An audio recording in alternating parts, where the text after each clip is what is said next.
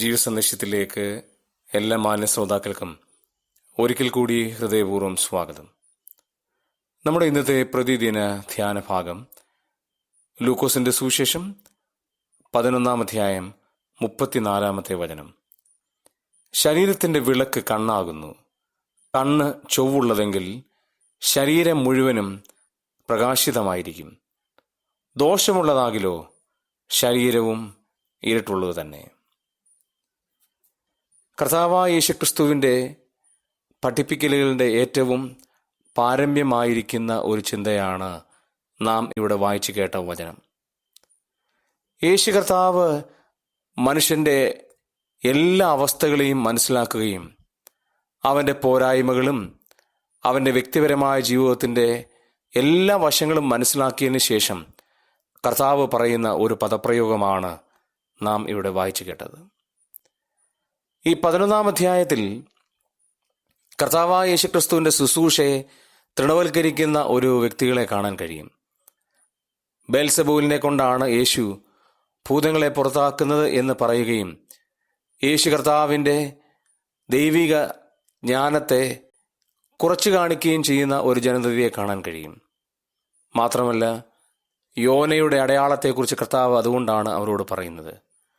അത് കഴിഞ്ഞ് അവരുടെ ജീവിതത്തിന്റെ ആകെത്തുക എന്നുള്ള നിലയിൽ 3 പ്രസ്താവനകളാണ് ഇവിടെ നൽകുന്നത്. 1, ശരീരത്തിന്റെ വിളക്ക് കണ്ണാണ്. 2, കണ്ണ് ചൊവ്വുള്ളതെങ്കിൽ ശരീരം മുഴുവനും പ്രകാശിതമായിരിക്കും. 3, ദോഷമുള്ളതാകിലോ ശരീരവും ഇരുട്ടുള്ളത് തന്നെ. ശരീരത്തിന്റെ വിളക്ക് കണ്ണാകുന്നു എന്ന് പറയുന്നതിന്റെ കാരണം എന്താണ്? മത്തായി സുവിശേഷം 6-ാം അധ്യായം 22-ഉം 23-ഉം വചനങ്ങളിലും കർത്താവ് ഇതേ പ്രസ്താവനകൾ ആവർത്തിക്കുന്നതായി കാണാൻ കഴിയും. ശരീരത്തിന്റെ വിളക്ക് കണ്ണാണ്. കണ്ണുകൊണ്ട് നാം കാണുന്നു, കാഴ്ചകൾ കാണുന്നു, കാര്യങ്ങളെ അപഗ്രഥിക്കുന്നു. എല്ലാത്തിനും ഉപയുക്തമായിരിക്കുന്നത് കണ്ണാണ്.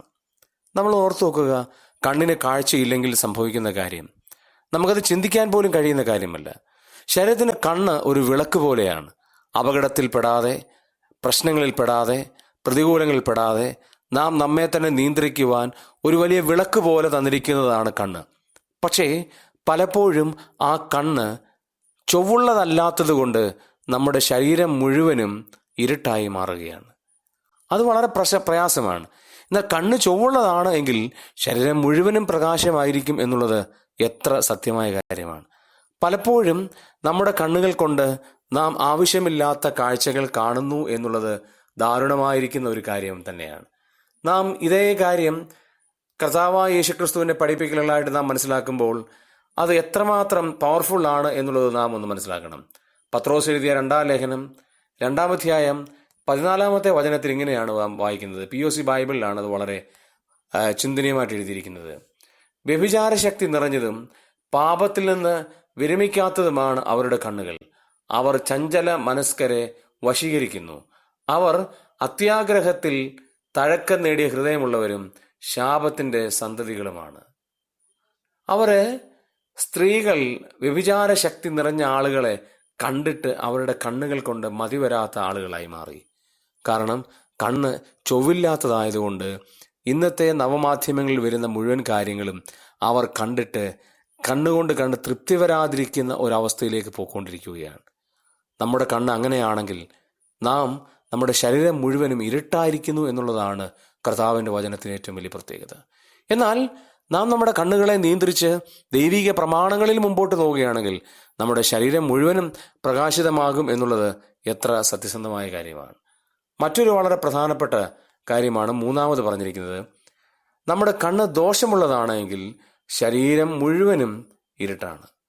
ദോഷമുള്ളതാണ് നമ്മുടെ കണ്ണുകളെങ്കിൽ ആ ശരീരം കൊണ്ട് യാതൊരു വിധമായ പ്രയോജനവുമില്ല എന്നുള്ളതാണ്. ഈ വാക്യം നമുക്ക് ഈ POC ബൈബിളിലൊന്ന് വായിക്കുമ്പോൾ വളരെ വ്യക്തമായി നമുക്ക് നമ്മുടെ ആശയങ്ങളിൽ നിന്ന് വ്യത്യസ്തമായ ചില കാര്യങ്ങൾ ചിന്തിക്കുവാനായിട്ടിടയായിത്തീരും. അവിടെ ഇങ്ങനെയാണ് രേഖപ്പെടുത്തിയിരിക്കുന്നത്: ഇരുളടഞ്ഞ ഒരു ഭാഗവുമില്ലാതെ ശരീരം മുഴുവനും പ്രകാശം നിറഞ്ഞതാണെങ്കിൽ വിളക്ക് അതിന്റെ രശ്മികൾ കൊണ്ട് നിനക്ക് വെളിച്ചം തരുന്നത് പോലെ ശരീരം മുഴുവനും പ്രകാശിതമായി തീരും എന്നാണ് 36-ാമത്തെ വചനത്തിൽ വായിക്കുന്നത്. ഒന്നുകൂടെ ശ്രദ്ധിക്കണം. ഇരുളടഞ്ഞ ഒരു ഭാഗവുമില്ലാതെ ശരീരം മുഴുവൻ പ്രകാശവും നിറഞ്ഞതാണെങ്കിൽ വിളക്ക് അതിന് രശ്മികൾ കൊണ്ട് നിനക്ക് വെളിച്ചം തരുന്നത് പോലെ നിന്റെ ശരീരം മുഴുവനും പ്രകാശിതമാകും. നമ്മുടെ കണ്ണ് വളരെ നല്ലതാണെങ്കിൽ, കണ്ണ് സുരക്ഷിതമുള്ളതാണെങ്കിൽ, കണ്ണ് ചൊവ്വുള്ളതാണെങ്കിൽ നമ്മുടെ ശരീരം മുഴുവനും അത് പ്രയോജനമുള്ളതായി തീരും, പ്രകാശിതമായി തീരും എന്നുള്ളത് എത്രയോ സത്യസന്ധമായ കാര്യമാണ്. പ്രിയമുള്ളവരെ, നാം നമ്മുടെ കണ്ണുകൊണ്ട് ആവശ്യമില്ലാതെ നോക്കുന്നു എന്നൊരിക്കൽ അത് തെറ്റായ ഒരു കാര്യമാണ്. കർത്താവ് മത്തായി സുവിശേഷം 6-ാം അധ്യായം 22-23 വാക്യങ്ങളിൽ ഇങ്ങനെ പറഞ്ഞിട്ടുണ്ട്: കണ്ണ് കേടുള്ളതാണെങ്കിൽ നിന്റെ ശരീരം മുഴുവനും ഇരുണ്ടതായിരിക്കും. എന്നാൽ നിന്നിലുള്ള വെളിച്ചം ഇരുട്ടായാൽ ഇരുട്ട് എത്ര വലിയത്. പ്രിയമുള്ളവരെ, നമ്മുടെ കണ്ണുകൊണ്ട് നാം തെറ്റായ കാര്യങ്ങളിലേക്ക് പോകുകയാണെങ്കിൽ നമ്മിലുള്ള ഇരുട്ട് എത്ര വലിയതാണ്. ശരീരത്തിൻ്റെ വിളക്ക് കണ്ണാണ്. ആ കണ്ണ് നാം ബെസ്റ്റായിട്ട് ഉപയോഗിച്ചില്ലെന്നൊരിക്കൽ നമ്മിലുള്ള ഇരുട്ട് എത്രയോ വലുതാണ് എന്നുള്ളത് നാം ഒന്ന് ചിന്തിക്കേണ്ടിയിരിക്കുന്നു.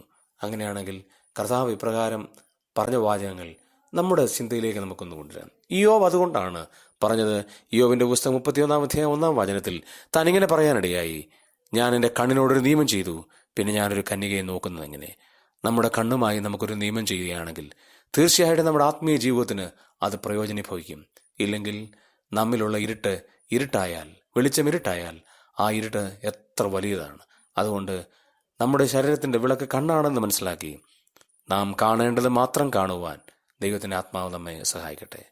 പ്രിയപിതാവേ, ഒരിക്കൽ കൂടി ഞങ്ങൾ അങ്ങയെ സ്തുതിക്കുന്നു. അങ്ങയുടെ വാത്സല്യത്തിനായി, വചനത്തിനായി സ്തോത്രം. ഞങ്ങളുടെ കണ്ണുകളെ എത്രമാത്രം ജാഗ്രതയോടെ ഞങ്ങൾ സൂക്ഷിക്കണം എന്നുള്ളത് ഞങ്ങളെ പഠിപ്പിക്കുന്നത് കൊണ്ട് സ്തോത്രം. ഈ വചനം കേൾക്കുന്ന എല്ലാവരെയും അനുഗ്രഹിക്കണമേ. അങ്ങയുടെ മുമ്പാകെ നീതിയുള്ളവരും നിഷ്കളങ്കരായി ജീവിപ്പാൻ സഹായിക്കണമേ. പ്രാർത്ഥന കേട്ടുകൊണ്ട് നന്ദി. യേശു കർത്താവിൻ്റെ ധന്യമുള്ള നാമത്തിൽ തന്നെ. ആമേൻ.